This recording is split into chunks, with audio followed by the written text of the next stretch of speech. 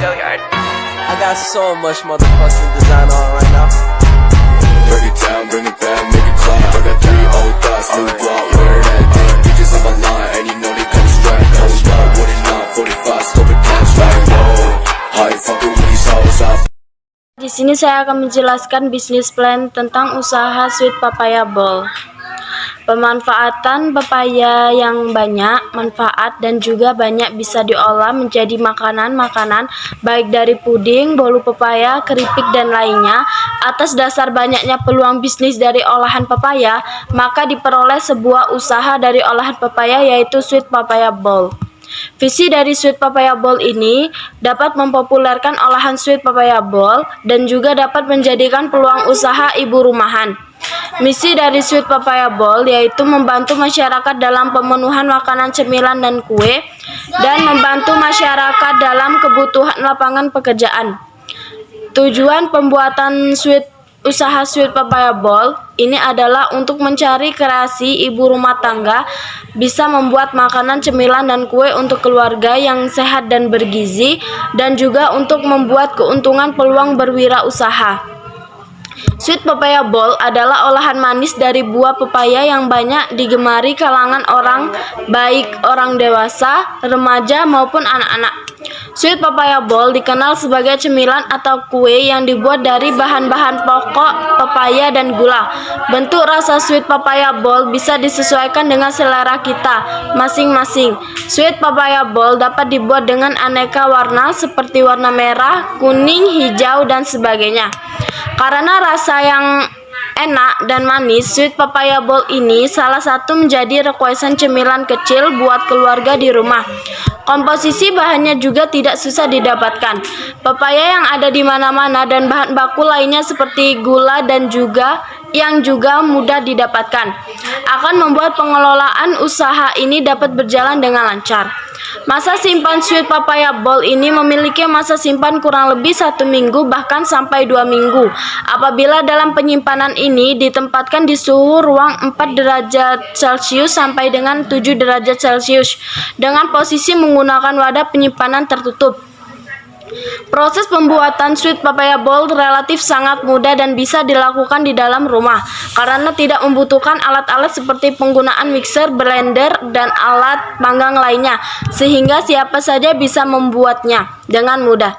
Dengan modal yang lumayan sedikit, seorang wirausaha yang mau mengoperasionalkan usaha ini bisa dengan mudah untuk memulainya. Bahan baku yang berbahan dasar pepaya, pasta pewarna makanan, dan gula ini bisa kita temui di warung dan toko buah terdekat.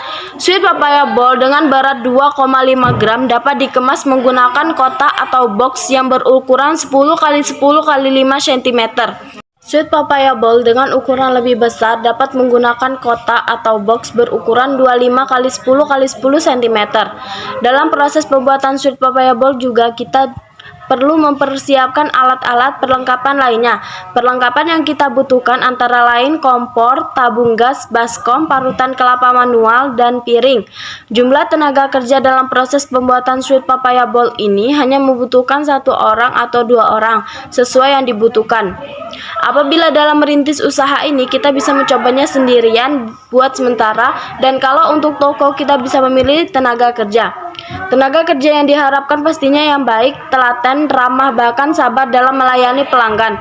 Harga jual Sweet Papaya Bowl dengan berat 2,5 gram yaitu 10.000 per box, sedangkan untuk ukuran 1 kg dijual dengan harga 40.000 per box. Harga dapat berubah sewaktu-waktu tergantung dengan bahan baku yang dipakai. Promosi dapat dilakukan dengan cara melalui sosial media, spanduk, atau melalui konsumen dari mulut ke mulut. Target pasar yang akan dilakukan pada promosi penjualan ini menggunakan target pasar yang ada di kalangan ibu-ibu kompleks atau hidangan kue-kue saat ada acara, baik acara keluarga ataupun acara besar, bahkan pada saat perayaan Hari Raya Islam. Penjualan untuk mencapai target yang ditentukan, kita bisa melakukan berbagai strategi penjualan.